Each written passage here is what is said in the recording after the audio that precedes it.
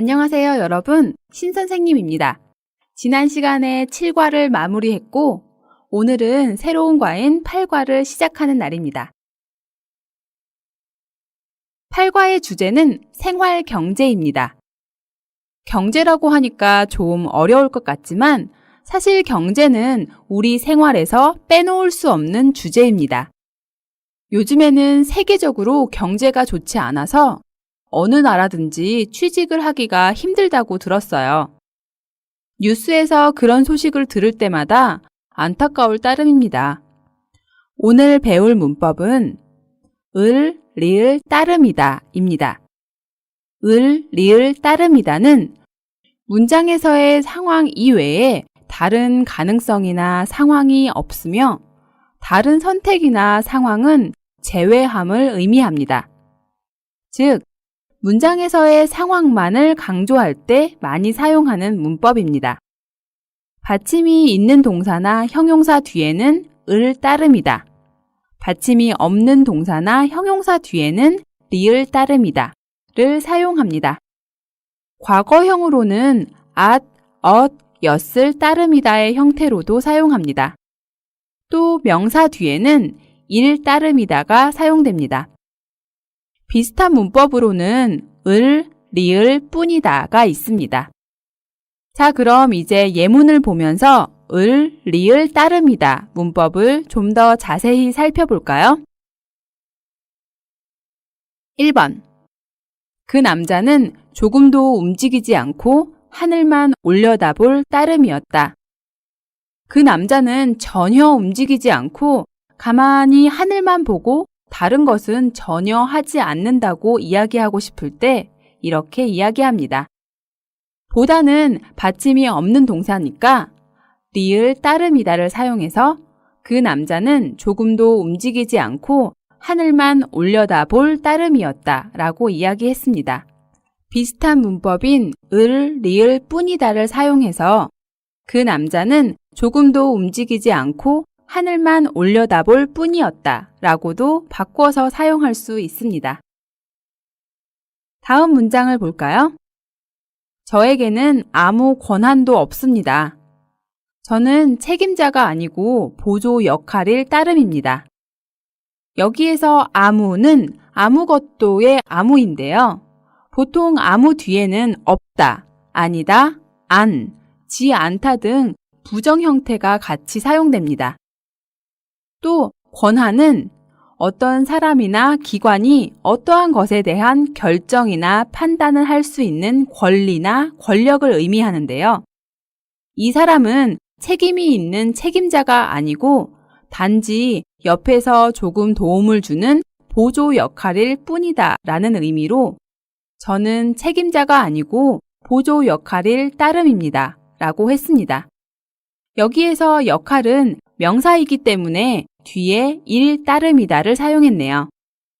또 을, 리을, 뿐이다로 바꿔서 말하면 저는 책임자가 아니고 보조 역할일 뿐입니다 라고 말할 수 있습니다. 다음 문장도 볼까요? 내가 이 일을 한 다른 이유는 없어. 다만 너를 위해 이 일을 하고 싶었을 따름이야.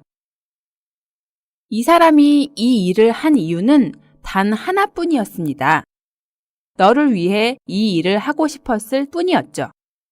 단지 그 하나의 이유뿐이었음을 강조해서 이야기할 때 을, 리을, 따름이다를 사용해서 내가 이 일을 한 다른 이유는 없어.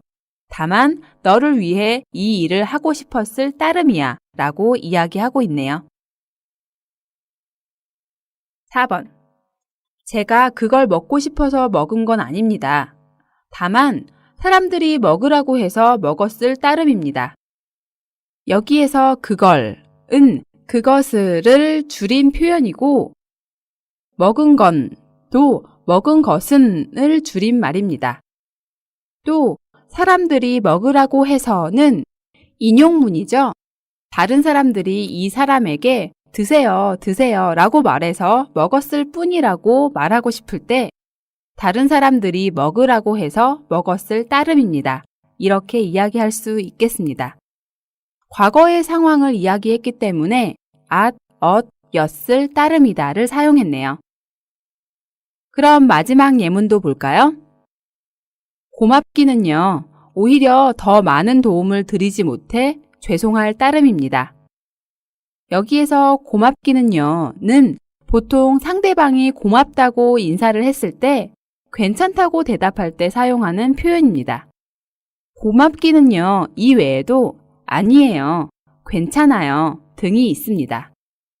그리고 오히려는 예상이나 기대와는 정반대로의 의미입니다. 아마 상대방이 감사하다는 표현을 했을 때 괜찮다고 이야기하면서 이 사람은 반대로 더 많은 도움을 주지 못해서 미안한 마음뿐이라고 이야기할 때 을, 리을, 따름이다를 사용해서 오히려 더 많은 도움을 드리지 못해 죄송할 따름입니다 라고 말했네요. 자, 이렇게 문법 을, 리을, 따름이다는 단지 그것뿐이다 라는 의미로 그것 외에는 다른 의미가 없다는 것을 강조해서 말하고 싶을 때 사용했습니다. 그럼 이제 책 296쪽에 있는 활용 연습을 볼까요? 활용 연습은 여러 가지 상황에서의 기분을 표현하는 것입니다. 먼저 위에 있는 여러 기분을 표현한 단어들을 한번 살펴볼까요? 먼저 답답하다입니다. 답답하다는 烦闷的意思. 안타깝다는 도움을 주지 못해서 가슴이 아프다의 의미로 焦急难受的意思. 또 고맙다, 감사하다는 여러분도 이미 알고 있겠죠? 죄송하다도 아시죠? 다음 실망스럽다는 感到失望的意思. 걱정되다는 担心的意思. 부끄럽다는 是害羞的意思. 자, 그럼 이제 아래의 대화를 보면서 상황에 맞게 표현해 볼까요? 1번. 가. 초대해 주셔서 정말 고맙습니다. 나. 아닙니다. 바쁘신 중에도 이렇게 와주셔서 감사할 따름입니다. 상대방이 고마움을 표현했네요. 아니라고 하면서 단지 감사한 마음만 있다고 강조해서 대답할 때 이렇게 표현합니다.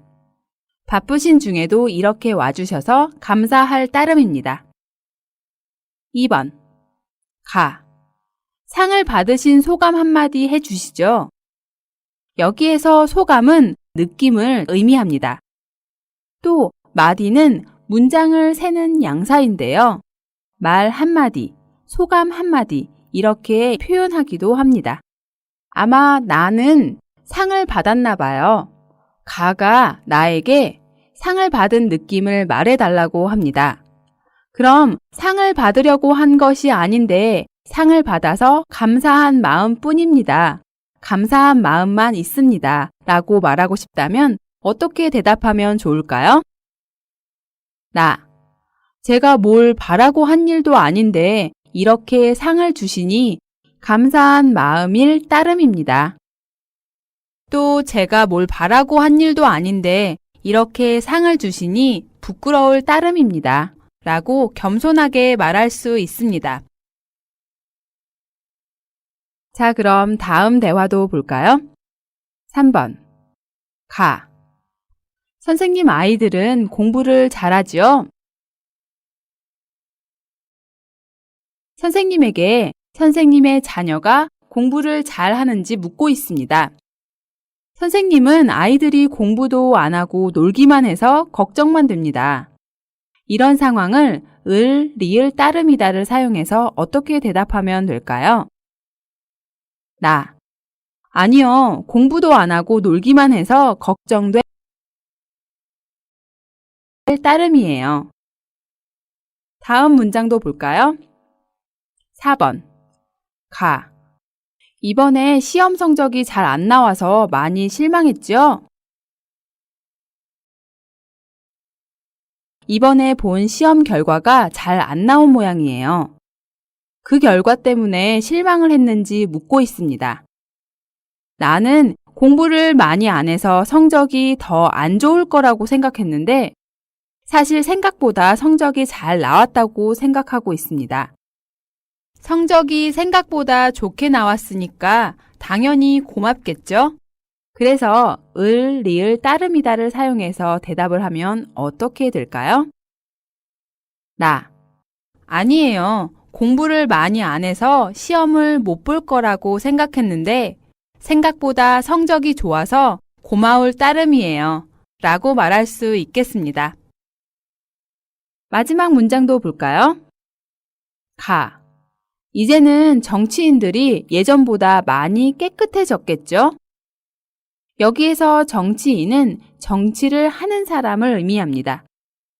또 예전은 옛날, 과거를 의미합니다. 옛날에는 정치를 하는 사람들이 개인적인 욕심 때문에 자신의 권력을 이용해서 돈을 받거나 했어요. 그래서 이 문장에서 깨끗하다는 행동이 다른 사람에게 부끄럽지 않다를 의미합니다. 또는 뒤에서 거래를 하거나 개인적인 욕심을 내지 않다의 의미가 있겠죠. 사실 옛날에만 그런 게 아니라 요즘 뉴스에서 보도되는 소식들을 보면 정치인들의 부정부패에 대한 소식들을 많이 듣게 됩니다. 여기에서 부정부패는 국가 공무원들이나 정치인들이 자신의 권력을 이용해서 개인적인 이익을 취하는 불법적인 행동을 의미합니다. 정치인들이 예전보다 많이 깨끗해졌다고 생각했는데 뉴스에서 보도되는 정치인들의 부정부패를 보면 정말 실망스러운 느낌만 있어요 라고 말하고 싶다면 어떻게 말할 수 있을까요?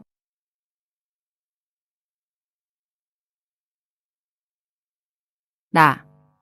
저도 그럴 거라고 기대했는데 뉴스에서 보도되는 정치인들의 부정부패를 보면 정말 실망스러울 따름이에요. 이렇게 을, 리을, 따름이다는 문장에서의 상황만을 강조할 때 많이 사용하는 문법입니다.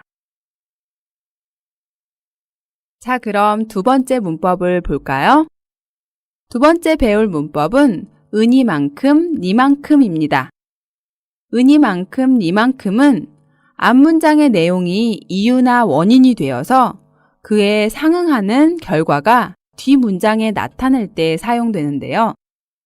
예를 들어서 이번 시험은 저에게 정말 중요하니만큼 꼭 잘 보겠습니다. 라고 한다면 이번 시험이 저에게 정말 중요하기 때문에 꼭 시험을 잘 보겠다는 의미입니다. 그럼 여러 가지 예문을 보면서 자세히 살펴보겠습니다. 1번. 오늘은 출근 첫날이니만큼 많이 긴장될 겁니다. 출근하는 첫날은 당연히 긴장이 많이 되겠죠? 많이 긴장되는 이유나 원인을 강조해서 말할 때 은이만큼, 니만큼을 사용해서 오늘은 출근 첫날이니만큼 많이 긴장될 겁니다. 라고 말할 수 있습니다. 그런데 여러분이 이미 알고 있는 이유나 원인을 의미하는 문법이 있죠? 네, 기 때문에, 여서, 또 니까처럼 이유나 원인을 의미하는 문법을 사용하면 안 되는지 궁금하실 거예요. 당연히 기 때문에, 여서, 니까로 바꾸어서 말해도 모두 같은 의미가 됩니다. 여기에서 첫날은 명사기 때문에 이니만큼이 붙어서 첫날이니만큼이라고 사용했습니다.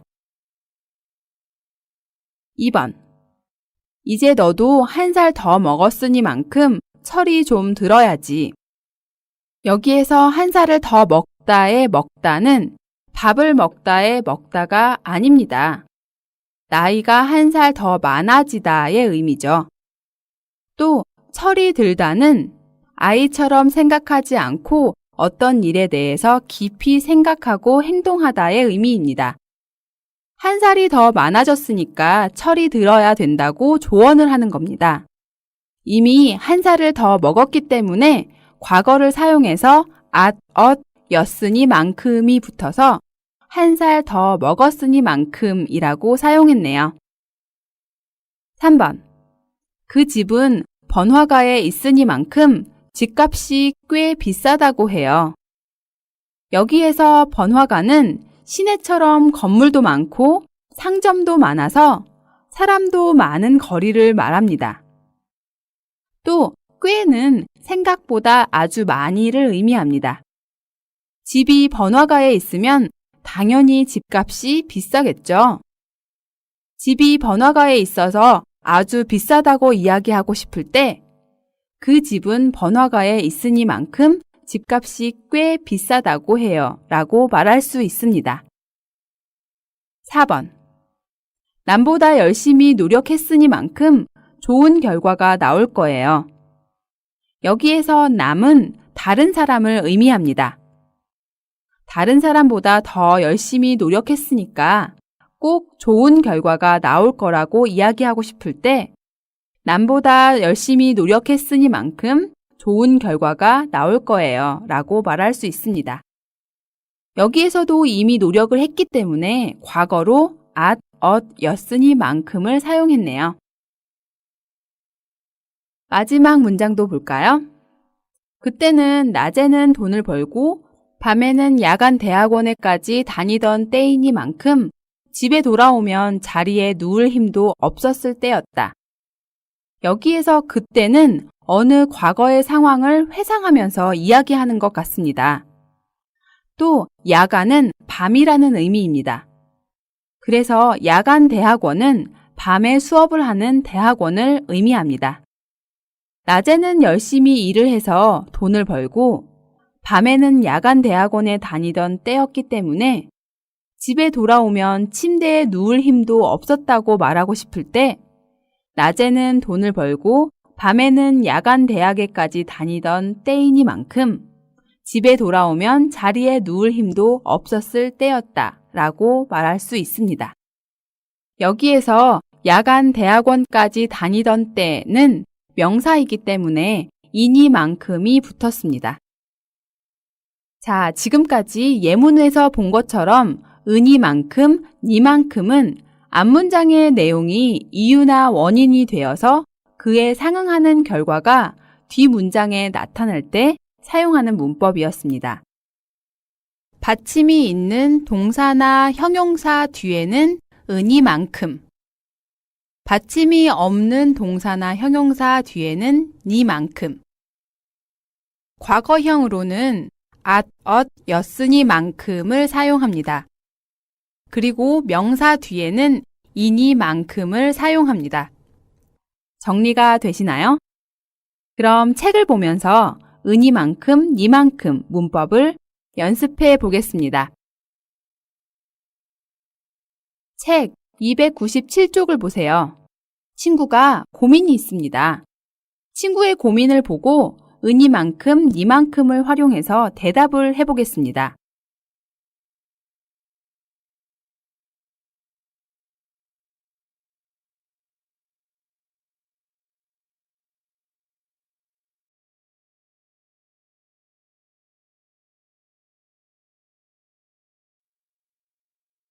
먼저 첫 번째 친구의 고민을 읽어볼까요? 1번. 제 실수 때문에 친구와 좀 심하게 싸웠어요. 제가 계속 사과를 했는데도 친구가 화를 풀지 않아요. 이런 친구의 고민을 듣고 어떻게 조언을 하면 좋을까요? 네, 사과를 많이 했으니까 친구도 이제 화를 풀 거예요 라고 말해주면 되겠죠? 친구가 화를 풀 거라는 이유나 원인이 무엇일까요? 네, 이미 사과를 많이 했기 때문이라고 이야기할 수 있겠습니다. 그러면 어떻게 대답하면 좋을까요? 사과를 많이 했으니만큼 친구도 곧 화를 풀 거예요. 걱정하지 마세요. 이렇게 대답할 수 있겠네요. 친구의 다음 고민도 볼까요? 2번. 내일이 휴일인데 회사에서 나오라고 해요. 저는 여자친구와 선약이 있는데 어떻게 하죠? 여기에서 선약은 먼저 한 약속을 의미합니다. 이미 여자친구와 약속이 있는데 회사에서 나오라고 하네요. 여자친구와의 선약이 있지만 회사 일 때문에 못 만나는 거니까 여자친구가 이해해 줄 거라고 조언해 주면 되겠네요. 회사 일이니만큼 여자친구도 이해해 줄 거예요. 여자친구에게 상황을 잘 설명해 보세요. 이렇게 대답할 수 있겠네요. 세 번째 친구의 고민도 볼까요? 3번. 열심히 준비하기는 했지만 입사 시험 보고 나서 너무 불안해요. 이번에 또 떨어지면 어떻게 하죠? 이 사람은 회사에 입사하는 시험을 봤나 봐요. 그런데 입사 시험을 본 후에 불안해하고 있습니다. 아마 지난번에 입사 시험에서 떨어진 경험이 있는 모양이에요. 또 떨어질까봐 걱정하고 있네요. 이런 고민을 하는 친구에게 어떻게 조언하면 좋을까요? 열심히 준비했으니까 너무 걱정하지 말라고 조언해주면 좋겠네요. 열심히 준비했으니만큼 좋은 결과가 있을 거예요. 너무 불안해하지 마세요. 이렇게 말할 수 있겠네요. 다음 친구의 고민입니다. 4번. 이번에 제가 청소년 드라마를 만들게 되었는데 어떤 내용으로 만들면 좋을까요? 아마 이 사람은 청소년을 주인공으로 하는 청소년 드라마를 만드는 감독인가 봐요. 어떤 내용으로 드라마를 만들면 좋을지 고민하고 있습니다. 청소년 드라마니까 아이들이 겪는 여러 가지 고민들을 내용으로 드라마를 만들어 보라고 조언할 수 있겠네요. 청소년 드라마이니만큼 청소년들이 겪는 여러 가지 고민들을 주제로 한 내용이 어떨까요? 아마 많은 사람들이 공감을 하면서 볼 것 같아요. 이렇게 말할 수 있겠네요. 자, 오늘은 문법 을, 리을, 따름이다와 은이만큼, 니만큼을 배웠는데요. 지금 선생님이 한국어 문법이나 어휘를 가르쳐 드리는 것은 보조 역할일 따름이에요.